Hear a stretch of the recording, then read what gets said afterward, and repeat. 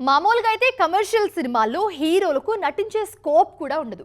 6 పాటలు, 4 ఫైట్లు, అర డజన్ కామెడీ సీన్లు అన్నట్లు ఉంటుంది. కానీ ఇదంతా ఒకప్పుడు. సిచ్యువేషన్ మారిపోయింది ఇప్పుడు. ఫక్తు కమర్షియల్ సినిమాలను అవార్డ్ విన్నింగ్ పర్ఫార్మెన్స్ చేస్తున్నారు మన హీరోలు. మరి ఈ మార్పుకు రీజన్ ఏంటి? మార్కెట్ కోసమే ఈ మార్పు వచ్చిందా?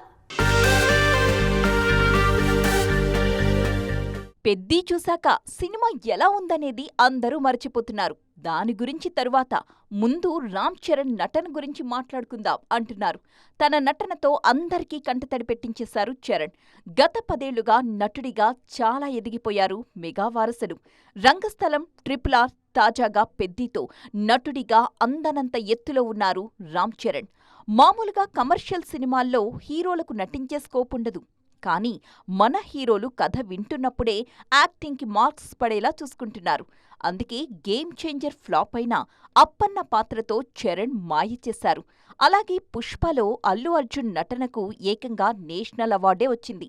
టాలీవుడ్లో తొలి జాతీయ ఉత్తమ నటుడు బన్నీనే కావడం విశేషం. పుష్ప అటు కమర్షియల్గానే కాకుండా నటుడిగాను అల్లు అర్జున్ని అందలమెక్కించింది.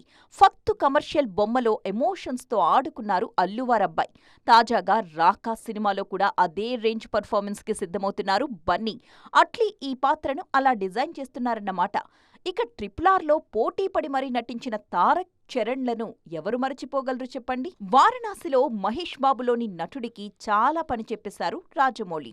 ఒకవైపు రుద్రగా రౌద్రరసం పండిస్తూనే రాముడిగా మాయ చేయబోతున్నారు. ప్రభాస్ కూడా స్పిరిట్, ఫౌజీ లాంటి సినిమాల్లో నటుడిగా ఎమోషన్స్ టచ్ చేస్తున్నారు. మొత్తానికి ఏ స్టార్ హీరోని తీసుకున్నా కూడా కమర్షియల్తో పాటు అవార్డు విన్నింగ్ పర్ఫార్మెన్స్ ఉండేలా ప్లాన్ చేసుకుంటున్నారు.